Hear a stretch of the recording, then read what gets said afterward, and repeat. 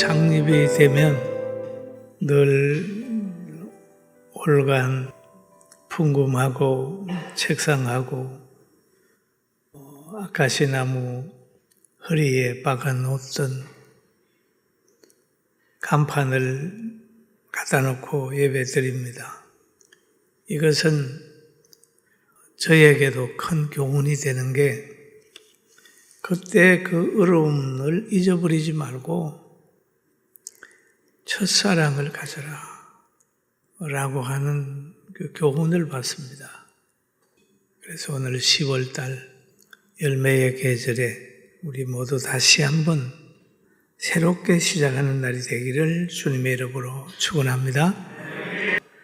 여러분, 지금까지는 어떻게 살았던지 몰라도 오늘부터 이제부터는 하나님 마음에 들고 이제부터는 행복하고 이제부터는 긍정적으로 살고 이제부터는 건강하게 사는 축복이 있기를 주의 이름으로 축원합니다.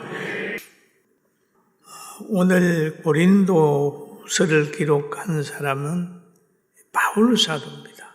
그런데 바울 사도의 변화는 환경에서 온 것도 아니고 지식에서도 온 것이 아닙니다. 바울 사도의 변화는 다메섹 도상에 가다가 예수님을 만나서 성령을 받음으로 그의 삶이 완전히 180도 바꿔졌어요. 예수님을 만날 당시에는 예수님을 이단으로 생각했고 예수님의 제자들을 해하려고 가는 겁니다. 그런데 하나님이 그를 만나줬어요. 사울아, 사울아, 왜 나를 핍박하느냐? 만나주고 그가 하나님을 체험하고 예수 그리스도를 체험한 다음에 완전히 변화되어 가지고 박해자가 복음 전하는 자로 바꿔졌어요. 그런데 오늘 고린도 교회는 바울 사도가 전도 여행 중에 세운 교회입니다. 그런데 고린도 교회는 복음과 대처되는 그런 문화적인 것을 가지고 있어요. 음란 문화, 물질 문화 이런 것들이 많이 있었습니다. 그러나 거기에 하나님의 역사로 복음이 전파되고 교회가 세워졌습니다. 그런데 교회가 세워진 다음에도 문제가 많이 생겼어요. 거짓 교사들이 나오고 헛된 교훈을 가르치는 사람 때문에 교회가 막 혼란스러워졌습니다. 그러나 바울 사도가 이 소식을 듣고 멀리에서 편지로 목회를 하는 거예요. 고린도 교회에다가 하나님의 거룩함과 진실함으로 행하되 육체의 지혜로 하지 아니하고 하나님의 은혜로 행함은 우리 양심에 정언하는 바니 이것이 우리의 자랑이라. 여기에서 말하기를 육체의 지혜로 하지 않았다. 그 다음에 오직 너희가 읽고 아는 것 외에 우리가 다른 것을 쓰지 아니하노니 너희가 온전히 알기를 내가 바라는 것은 그런 말을 하거든요. 그럼 여기에서 육체의 지혜로 하지 아니하며 라는 말이 있어요. 그럼 육체의 지혜는 보통 자연과학으로 증명된 것을 말합니다. 육체의 지혜는 사회적으로 뭔가 증명되는 것을 이해하는 거예요. 육체의 지혜는 인간의 이성으로 동의할 수 있고 육체 이런 것들을 가지고 남을 가르치기도 하고 자기도 따르기도 하고 그렇단 말이에요. 그런데 바울 사도가 고린도 교회에다가 가르치는 것은 그런 자연과학이나 사회적인 것이나 인문학이나 여기에 뿌리를 두지 아니하고 인본에 뿌리를 두지 아니하고 온전히 하나님이 주신 말씀으로 이제 고린도 교회에 편지를 하고 있는 거예요. 그리고 신령한 것을 이해하지 못하는 상태에서는 바울 사도의 교리를 따를 수가 없습니다. 육체의 지혜를 따르나 행하는 이는 아니므로 오직 성령의 능력으로 감동되고 하나님의 예언의 말씀을 전하는 것이죠.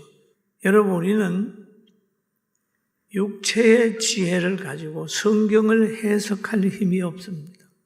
육체의 지혜를 가지고 하나님을 설명할 수가 없습니다. 육체의 지혜를 가지고 성경에 일어난 사건들을 하나도 설명을 못해요. 홍해가 갈라지는 걸 어떻게 설명하며, 사드락과 메삭과 아벳노가 불못불에서 살아나오는 걸 어떻게 설명하며, 오병이의 기적을 어떻게 설명하며, 물이 변하여 포도주가 되는 것을 어떻게 설명하겠습니까? 못한단 말이에요. 설명을 못해요. 그러나 여기에 성령의 감동을 가지고 이제 하나님의 말씀을 고린도 교회에 전하는 거예요. 그러면서 바른 양심을 가져라, 사랑하는 마음으로 복음을 전하라, 성도는 신령한 가족으로 생각하고 아비의 마음으로 글을 썼어요. 아비의 마음. 우리는 흔히도 공동체라고 얘기하는데 공동체는 아비가 없어요. 깊이 들여다보면 바울 사도가 고린도서에 그런 말을 하잖아요. 내가 너를 복음으로 낳았도다. 서성은 많지만은 아비는 많지 아니하니, 그런 말을 하거든요. 교회는 그냥 하나의 세상처럼 공동체가 아니라 하나의 그리스도의 사랑으로 이루어진 지체입니다. 지체. 한 사람도 필요 없는 사람 없어요. 집을 짓는데 석가래가 필요 없습니까? 기둥이 필요 없습니까? 그 위에 덮는 게 필요 없어요. 전체 다 있어서 하나의 지체가 돼가지고 이어져 가는 거거든요. 지어져 갑니다. 그리고 이 아비의 글을 보면은 칭찬도 있고 고린도 교회에는 책망도 있어요. 고린도 후서 1장 14절에 너희가 우리를 부분적으로 알았으나 우리 주 예수의 날에는 너희가 우리의 자랑이 되고 우리가 너희의 자랑이 되는 것이라. 참 멋있는 말이에요. 너희가 우리의 자랑이 되고, 너희가 우리의 자랑이 되고, 고린도 교회 성도 너희가 오늘 편지하는 바울과 그의 동료들의 자랑이 되고, 또 바울 사도와 복음 전하는 사람이 또 자랑이 되는 거잖아요. 그렇잖아요.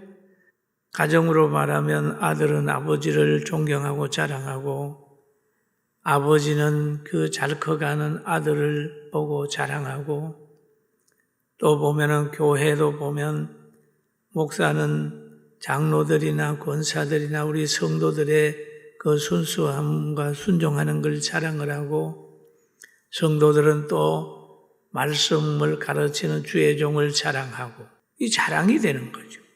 그러면 여기에 보니까 너희가 우리의 자랑이 되고 우리가 너희의 자랑이 되는 것이라. 이 자랑은 어디에서 이루어지는? 예수님 안에서. 다 예수님 안에서.